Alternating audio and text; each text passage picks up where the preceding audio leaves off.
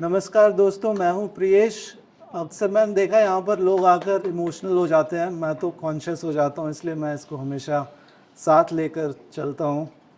आज मैं आप लोगों के सामने कुछ ख्याल प्रस्तुत करने जा रहा हूँ जो मैंने ज़िंदगी के अलग अलग मोड़ पर लिखी है। तो शुरू करता हूँ कि मैं हारा था ज़रूर पर किसी ने कभी समझा नहीं। मैं हारा था ज़रूर पर किसी ने कभी समझा नहीं। वो हार मेरी खुद की थी, किसी और से मैं कभी हारा नहीं। सपने अभी सारे अधूरे हैं और उन्हें पूरा करने के लिए वक्त अब ज़्यादा नहीं। सपने अभी सारे अधूरे हैं और उन्हें पूरा करने के लिए वक्त अब ज़्यादा नहीं। पर एक दिन वो सारे ज़रूर पूरे होंगे, क्योंकि हारना अब मुझे आता नहीं। हालांकि ये मैं ज़रूर कहना चाहूँगा कि हार हमेशा बुरी नहीं होती और जीत हमेशा अच्छा नहीं होता। यहाँ पर कहने का तात्पर्य ये है कि हम जिंदगी में किसी से भी हार जाएं, चाहे काम से, दुकान से, इंसान से, जहान से, हम जिंदगी में किसी से भी हार जाएं, लेकिन हमें ज़िंदगी से कभी नहीं हारना चाहिए। और अगर हम ज़िंदगी से नहीं हारेंगे तो एक दिन हम ज़रूर देखेंगे कि ज़िंदगी भले ही बहुत सारी मुश्किलों से अभी घिरी क्यों ना हो, एक दिन वो खूबसूरत हो ही जाती है। कि हारना सीखा नहीं मैंने, कोशिश ही मेरी पहचान है। हारना सीखा नहीं मैंने, कोशिश ही मेरी पहचान है। हर पल कुछ ना कुछ सीखते जाना, बस इतना सा मेरा काम है। गलतियां हर किसी से होती हैं, आखिर हम सब इंसान हैं। गलतियां हर किसी से होती हैं, आखिर हम सब इंसान हैं। पर जो अपनी गलतियों से सीख लेता है वो सच में महान है। और अगर हमसे कभी कोई गलती हो जाती है, जाने अनजाने ही सही, और हमें बहुत ज़्यादा बुरा लग रहा होता है, तो इसका मतलब सिर्फ ये है कि हम बहुत अच्छे हैं। और अगर हमसे कभी कोई गलती हो भी जाती है तो हमें आत्मग्लानि होनी चाहिए और उससे सीखना भी चाहिए। पर ऐसा नहीं होना चाहिए कि हम उस गलती से ही खुद को परेशान किए जा रहे हैं, क्योंकि अगर हम ऐसा करते हैं तो जो गलती हमने असल में की थी उससे ज़्यादा बड़ी गलती हम अभी कर रहे हैं। क्योंकि गलतियां हर किसी से होती हैं, आखिर हम सब इंसान हैं।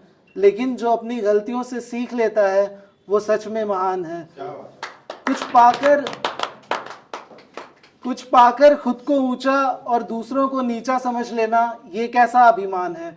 कुछ पाकर खुद को ऊंचा और दूसरों को नीचा समझ लेना, ये कैसा अभिमान है। मत भूलो तुम कि तुम्हारे नीचे जमीन है अगर, तो ऊपर आसमान है। दूसरों को देखकर अक्सर ऐसा लगता है कि उनकी जिंदगी बहुत आसान है। दूसरों को देखकर अक्सर ऐसा लगता है कि उनकी ज़िंदगी बहुत आसान है, पर किसी के बारे नहीं जानते हम। बस इतना समझ लो कि सबकी अपनी अपनी दास्तान है।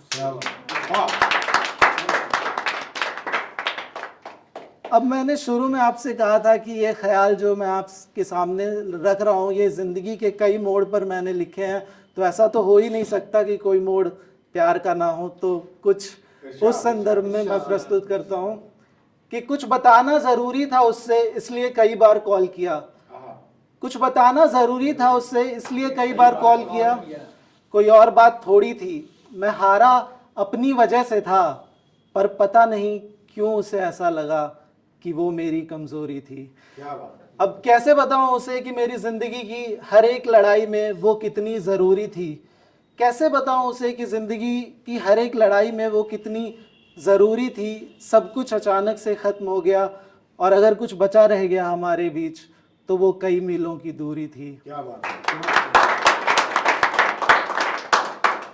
फूलों के बगैर बगीचा मैदान लगता है, फूलों के बगैर बगीचा भी मैदान लगता है। लोगों के बगैर घर सिर्फ मकान लगता है। मेरे दिल के इलाके में हमेशा बहुत हलचल रहती थी। मेरे दिल के इलाके में हमेशा बहुत हलचल रहती थी, लेकिन उसके चले जाने से अब वो भी सुनसान लगता है।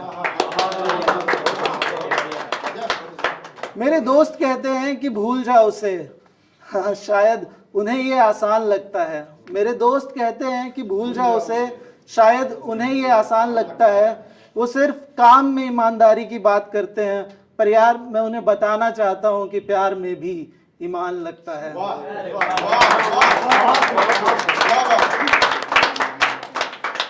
वो आज कैसी है और क्या कर रही है ये मुझे नहीं पता। वो आज कैसी है और क्या कर रही है ये मुझे नहीं पता। वो मुझे याद करती भी है या बिल्कुल ही भूल चुकी है ये भी मुझे नहीं पता, और शायद मैं जानना भी नहीं चाहता। पर मैं इतना ज़रूर जानता हूँ कि उसे नई नई चीज़ें पढ़ने का बहुत शौक़ था। उसे नई नई चीज़ें पढ़ने का बहुत शौक़ था, और शायद इसलिए आज मैं लिखता हूँ कि किसी तरह कहीं पे किसी दिन कभी ना कभी उस तक पहुँच सकूँ और उसे ये बता सकूँ कि हमेशा से ही वो मेरी ज़िंदगी का बेहद ही खूबसूरत हिस्सा है। मुझे नहीं पता उसके लिए ये कहानी कितनी मायने रखती है, पर मेरी ज़िंदगी का ये बहुत ही अहम किस्सा है। क्या बात है। प्यार अधूरा हो सकता है, पर उसकी खूबसूरती कभी नहीं जाती। मुझे सुनने के लिए बहुत बहुत धन्यवाद।